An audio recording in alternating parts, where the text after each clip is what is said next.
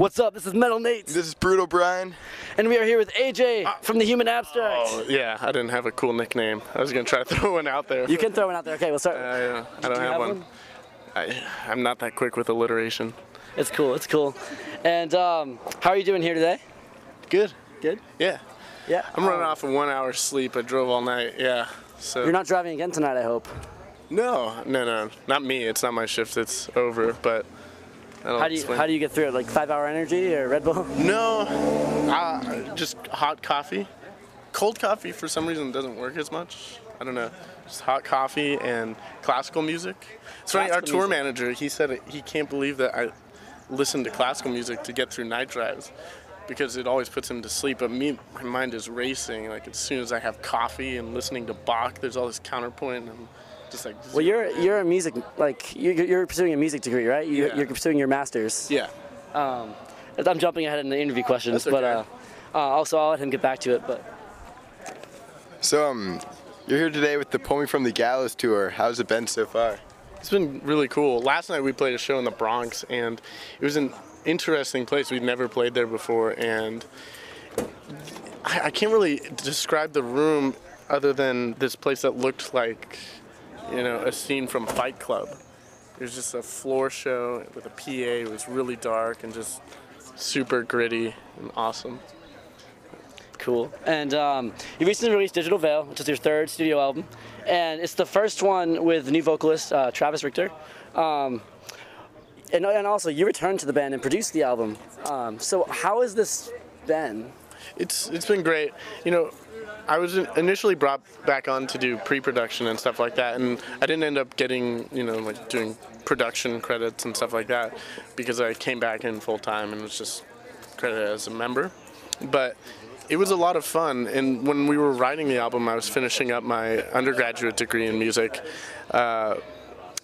So my time was kind of pulled between those two things, but it was always really fun, and it helps me deal with some of the stresses of finishing up the classical degree. And it was good to have this energetic music to pour all these things into.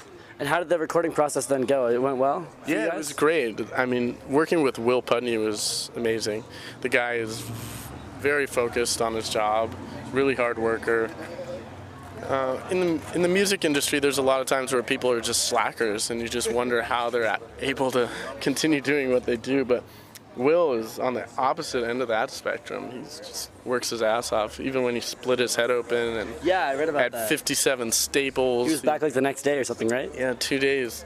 He took 1 day off and was back the day after, and yeah, it was incredible. What, was he on his way to get cigarettes or something along those lines? Yeah, he was getting cigarettes and coffee. Oh, That's pretty much like all the recording process was just coffee. I don't know.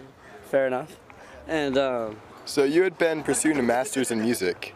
Did you make use of your knowledge gained during your time off in the band on this new album? Absolutely.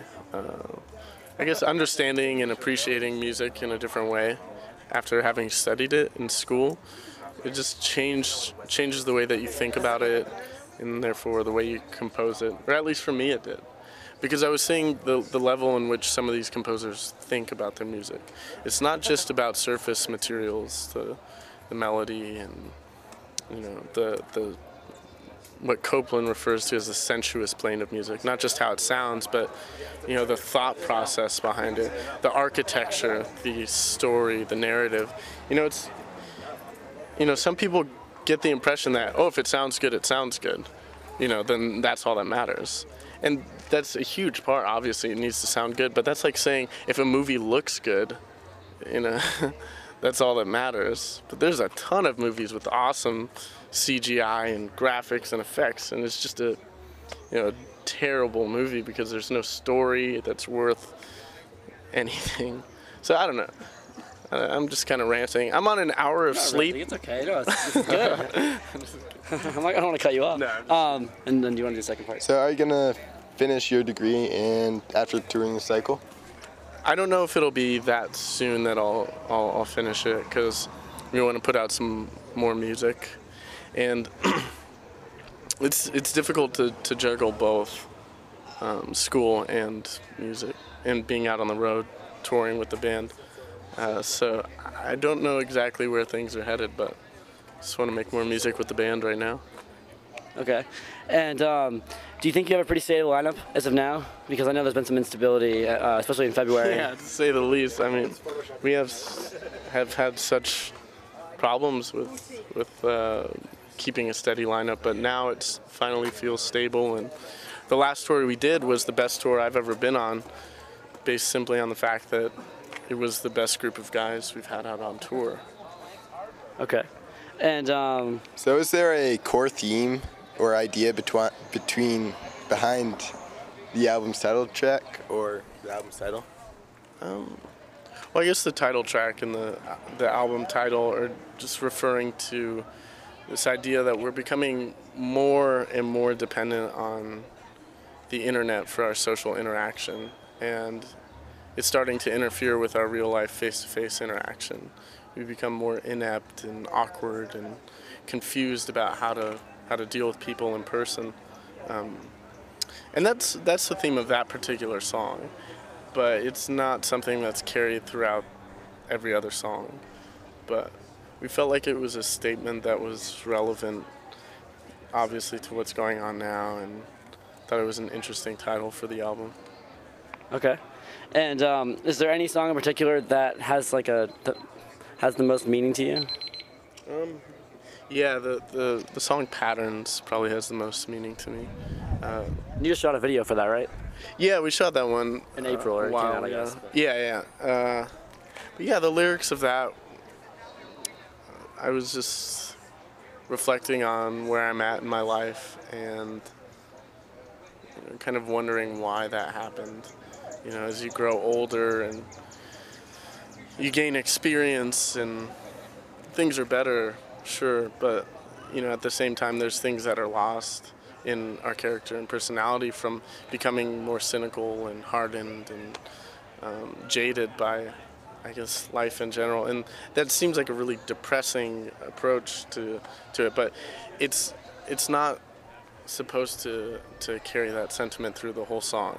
It's just more of a statement that I think that we all kind of deal with this same sort of thing in our lives when we get to a certain age, and that we're not alone, and that life's confusing and it's difficult, and you know, that's just the way it is.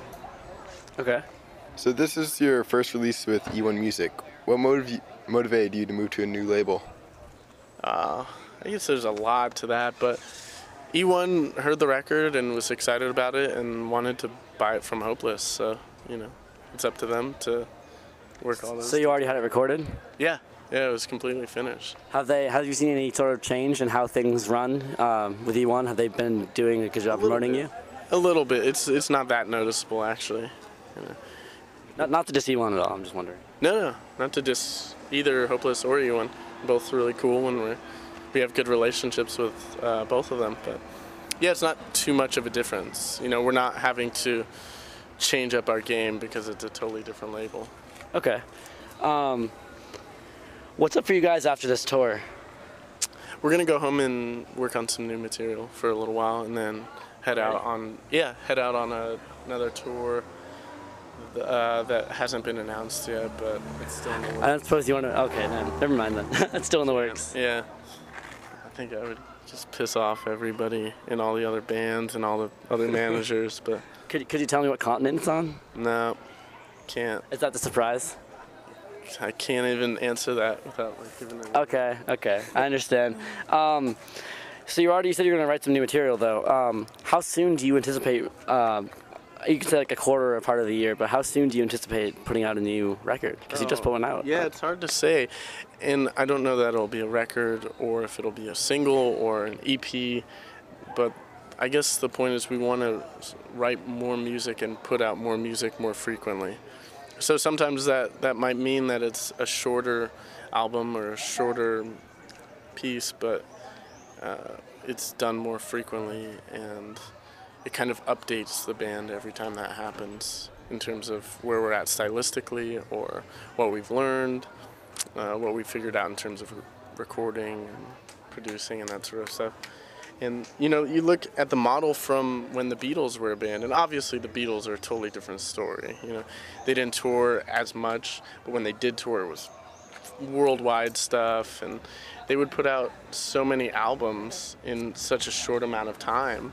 And the albums were all around 35, 40 minutes long. And you never felt like you were gypped. It was always something really good, something very substantial. But they were just this incredibly prolific band who's always in the studio. And I'd rather do that than you know, take 2 years off from writing music. It just doesn't make sense. We're musicians. We should make music. Okay. And then just a last question then. So, what are some of your musical influences? I know you're heavily influenced by classical. Do you have any others? Yeah, especially in the rock world, there's bands like Queen, Pink Floyd, the Beatles, obviously. And, you know, you can't really tell in the music that we're directly influenced by that sort of stuff because it's such a different aesthetic being in this modern metal band. But there's certain approaches that they have and principles with their music and conviction that I think carries over. Or if you listen to the Beatles, you know, their harmonic approach, there's chromatic harmonies, a lot of emphasis on melody and the bass line and stuff like that. So there's certain characteristics from those bands that we, you know, carry over. And of course, growing up, we listened to all the really big metal bands. There was Metallica, Pantera, we were into In Flames and stuff like that, you know. So all of those bands help with that very metal aesthetic. The classical composers like Bach, Chopin, Piazzolla, Brahms, Beethoven help with some of the subtle nuances of the classical form. And the old rock bands help with the ethos of it. Okay, cool. Well, that's all we have today. So thank you very, very much for doing the interview. I really appreciate it. Thanks a lot.